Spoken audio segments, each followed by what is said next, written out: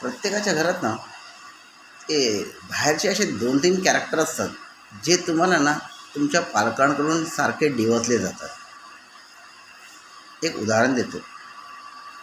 माझा मित्र तेजस, तो खूप अभ्यास करायचा, चांगला अभ्यास करायचा, चांगली गोष्ट आहे, वाईट नाही. आम्ही अभ्यासाला बसलो की आम्हाला सांगायचे, अरे अभ्यासाला बसला. आश्चर्य आहे. म्हणजे काय आहे की तेजस अभ्यासाला बसला की त्याच्यामध्ये त्याचा संस्कारीपणा, त्याच्यामध्ये त्याचा नीटपणा दिसतो. आणि आम्ही अभ्यासाला बसलो की मग ते खोचक बोलणं किंवा एक असा टोमणा मारणं की आपल्याला अभ्यास करण्याची जी काही हौस म्हणा किंवा काही म्हणा, त्याचं काही प्राणच उरत नाही. हे प्रत्येकाच्या घरात घडतं. तेजस त्याचा विषय राहिलाच. वडील आणि आई जवळ येऊन कानाजवळ, नुसतं जवळ नाही, कानाजवळ येऊन, बघ बघ तो तेजस अभ्यास करतोय, कंटिन्यू बाहेर जात नाही आहे, किती व्यवस्थित आहे तो मुलगा. हो बरं आहे. आता रिझल्टचा दिवस आला.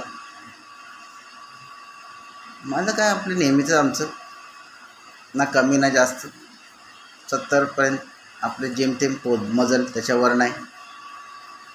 आमच्या ह्याला उत्सुकता अशी आहे की तेजसला किती मार्क मिळेल. मी पण त्यामध्येच की बाबा तेजस, आमच्या घरासारखं त्याचं ते गुणगान चालू होतं. आम्ही गेलो, तेजस काय बाबा, तेजस काय झालं तुला, तर काय तू तर काय प्रश्नच येत नाही. तर काय बाबा, पेढे लाडू मिरच्या काय असेल ते तू दे एकदाचं, आमच्या घरी पण दे, म्हणजे आम्हाला तेवढं बोलायला अजून मोकळा होईल आमच्या घरचे पालक.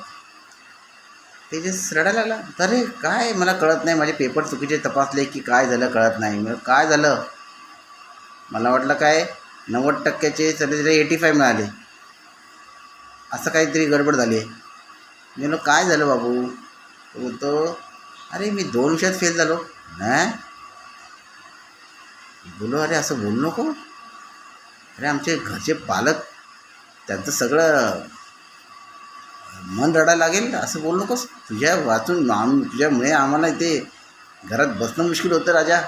तू जर बोलला की तू 2 विषयात फेल झाला आणि मी जर 70% मार्क मिळाले, हां बघ जरा परत एकदा ते रिचेकने टाक आणि आमच्या पालकांना सांग की तू 2 विषयात फेल झाला आहे. म्हणजे आमची तुझी जरा घरात आमचं वातावरण थोडं आमच्यासाठी पण असेल.